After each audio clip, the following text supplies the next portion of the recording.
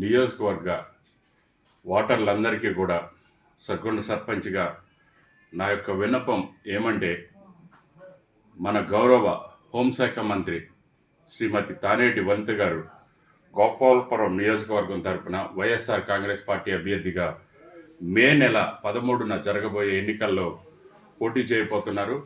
వారికి అన్ని చోట్ల ఘన స్వాగతం పలకటం, ప్రజలు తక్కువ కాలంలోనే ఆదరించటం చాలా బాగా జరిగింది.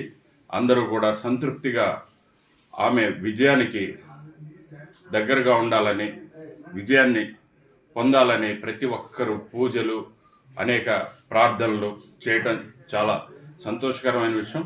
అంతేకాకుండా ప్రతి చోట ముక్కుబడిగా కాకుండా హృదయపూర్వకంగా హారతులు పట్టడం, ఆదరించటం, ఆమెను చూడాలి, ఆమెతో కలవాలి, ఆమెకు ఓటు వేసి గెలిపించుకోవాలనే ఒక ఆతృత ప్రతి ఒక్కరిలో గోపాలపురం నియోజకవర్గంలో 4 మండలాలైన ద్వారకా, తిరుమల, నల్లజర్ల, దేవరపల్లి, గోపాలపురంలో మండలాల్లో అపూర్వమైన ఆదరణ లభించటం చాలా చాలా సంతోషకరమైన విషయం.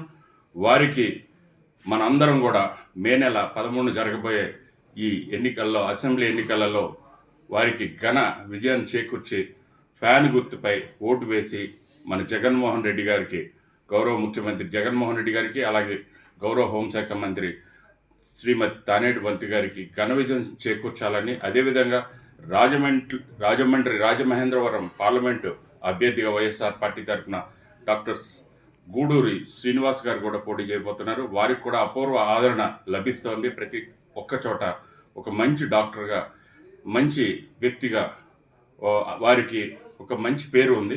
ఆ పేరుతో పాటు వైఎస్ఆర్ పార్టీ తరఫున అమలు జరిపిన సంక్షేమ పథకాలు కానీ, జగన్మోహన్ రెడ్డి గారి యొక్క ఇమేజ్, అభివృద్ధి ఫలాలు అన్నీ కూడా వారికి విజయాన్ని చేకూర్చి పెట్టాలని, అందరూ కూడా ఆదరించాలని ప్రతి ఒక్కరూ ఈ సందర్భంగా మే నెల 13 జరగబోయే పార్లమెంటు ఎన్నికల్లో, అసెంబ్లీ ఎన్నికల్లో ఇద్దరికి, తానేటి వనిత మేడం గారికి, అలాగే డాక్టర్ గూడూరి శ్రీనివాస్ గారికి అపూర్వ విజయం చేకూర్చాలని మీ అందరినీ కోరుతూ సెలవు తీసుకుంటున్నాను.